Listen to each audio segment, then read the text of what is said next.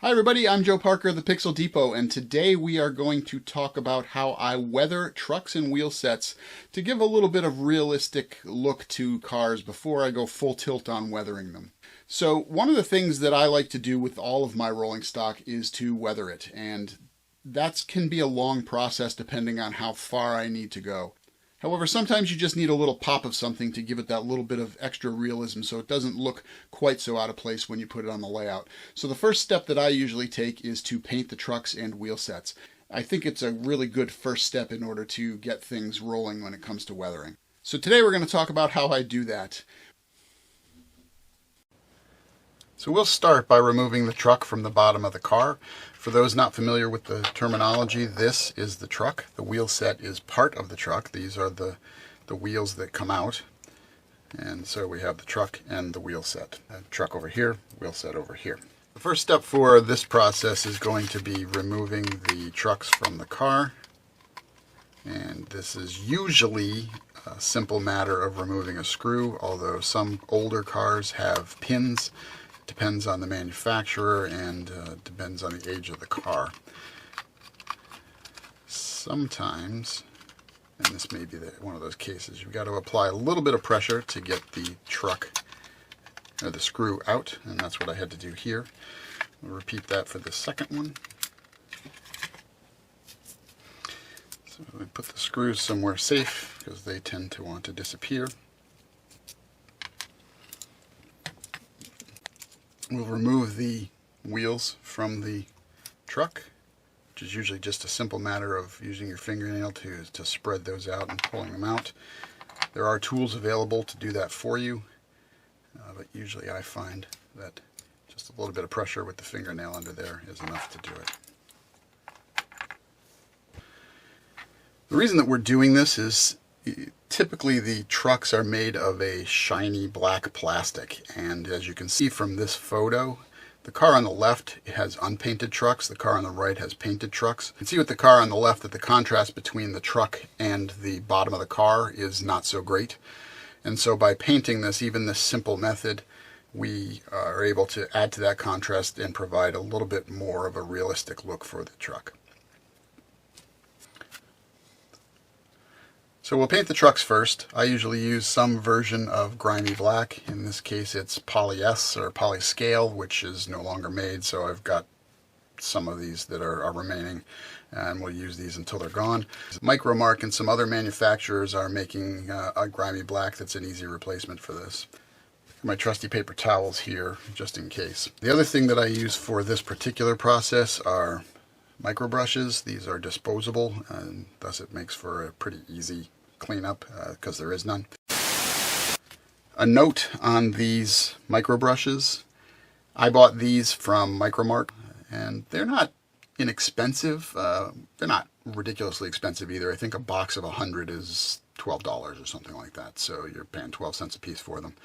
There are cheaper ones available on Amazon, and they come from China. I did try them out, and I find that they're not worth it. They're much cheaper than the ones that are on Micromark, but the brush surface is virtually non-existent. It's more plastic than it is, any kind of fiber or anything like that. So you burn through them at least 2 or 3 times the rate that you would for one of these.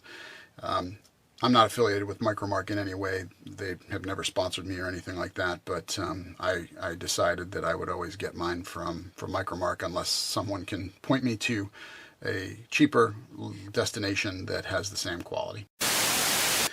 But all we're going to do here is dip the Microbrush into the paint, and hopefully the contrast on this will be enough. You can see already the difference between the two sides. So this is the unpainted side, this is the painted side, and just that little coat of grimy black makes a huge difference in how well you're able to see it.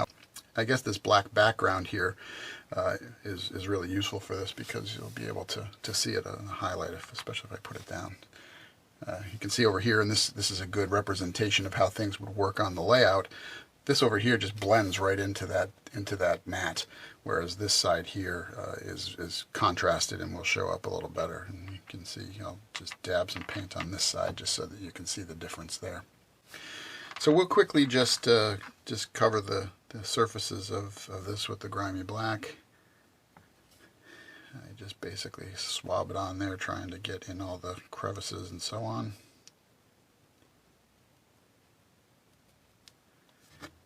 Now you may say, well, on the prototype, the trucks aren't often grimy black. They're some color of rust or dirt or whatever.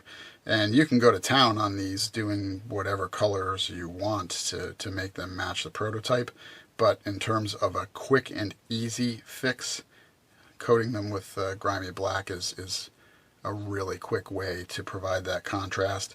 Give it a little bit of weathering and be able to do tons of these in a very short amount of time. So I've done one side already. Actually, I've done both sides on this, so you saw how quickly that was done. That maybe took a minute, possibly. We'll repeat for the second one.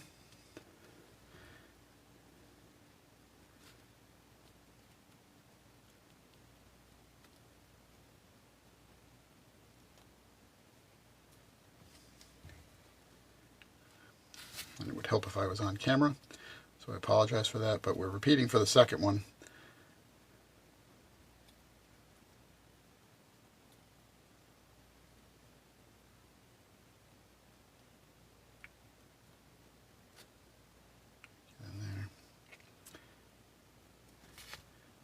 Top again, and just that quick we have painted trucks. Now what I would usually do is paint one side, put it down, let it dry a little bit, go to the next truck, paint one side, and then go back. I've done this rather quickly here, and as a result have paint all over my hands, but that'll come off. So there we have our truck. Next we'll do the faces of the wheels. On the prototype, the wheels are made from steel that are not, by law, are not allowed to be painted, so that they can't hide any defects or cracks or anything like that. And so they tend to rust pretty much immediately. The only time you would find sort of a steel colored wheel is a car that's been in service a week or less, I would say. They start to rust pretty quickly. So what I typically do is just use one of these paint markers.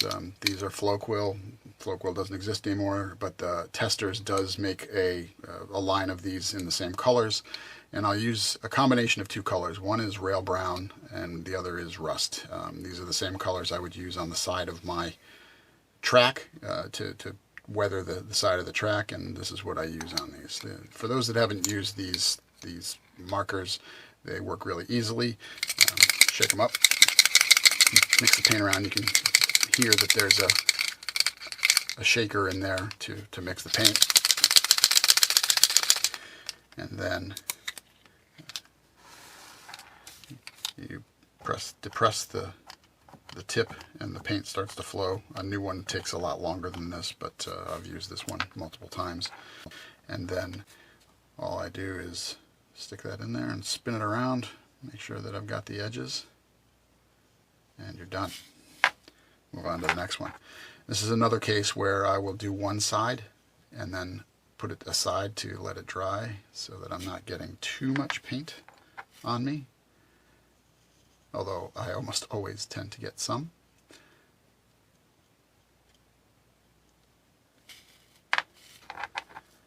And the last one, this set.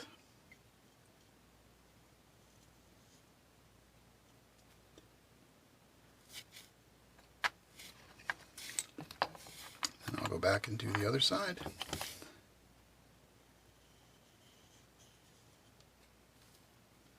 Just want to make sure that you've got a good coating in there so that none of the shiny metal shows through. And these pens make it very easy to do that, to get pretty good coverage in a quick way.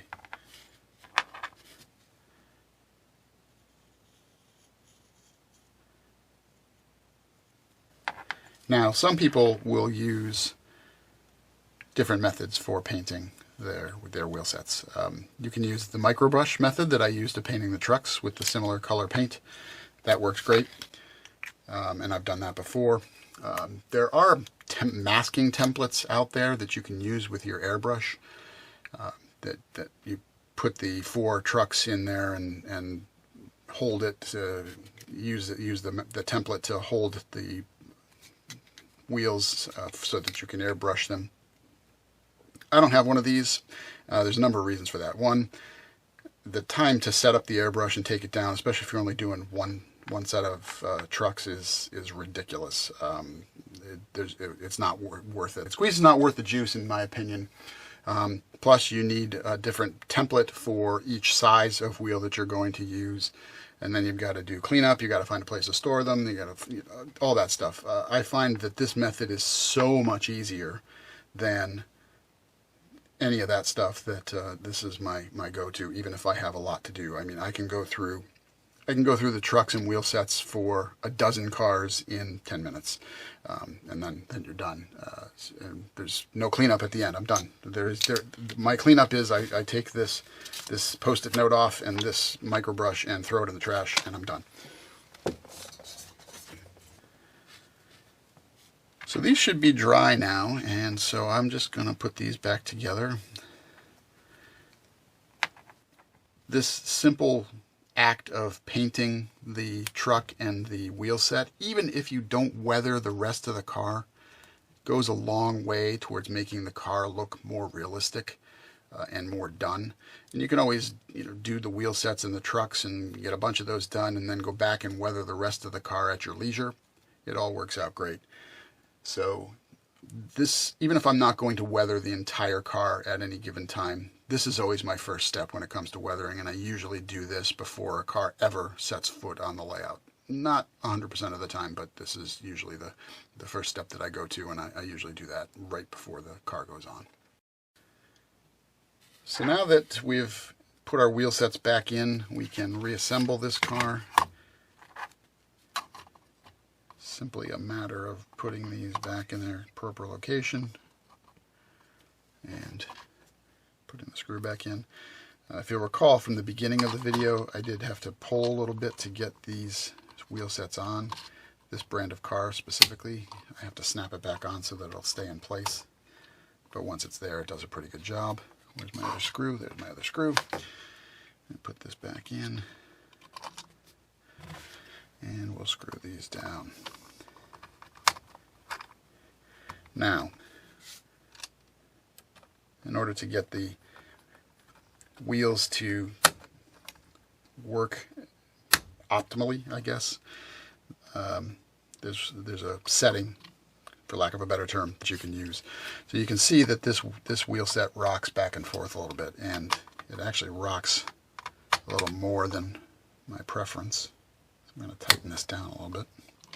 I'm not quite getting the grip that I want with that smaller head screwdriver, so we'll go with the larger one here and see if we can get that down. That's better. So you can see that this rocks from side to side and it spins loosely. You want one side to be that loose, and then the other side you want to swivel freely but not rock. So you want to just adjust your screw setting so that it allows it to swivel easily but not really rock side to side. And that should work. It might be a little tight. And the reason for that is it allows the car to rock a little bit so that side motion, lateral motion doesn't cause it to derail. And the free swiveling means that it'll track well on the track as well. Another easy adjustment to make sure that your cars run as smoothly as possible. And there we go. So this car, at least in terms of the wheels, are done. I set this down here. You can make out the contrast of the truck. So that's all there is to it. It's a pretty easy process, and I hope this allows you to add some little bit of realism to your rolling stock fleet.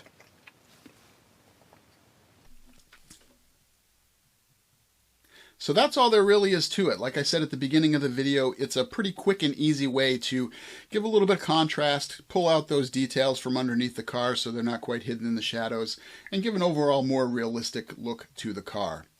So that's all for this episode. I am Joe Parker of the Pixel Depot. Thank you so much for watching, and I hope you'll meet me next time in the train room.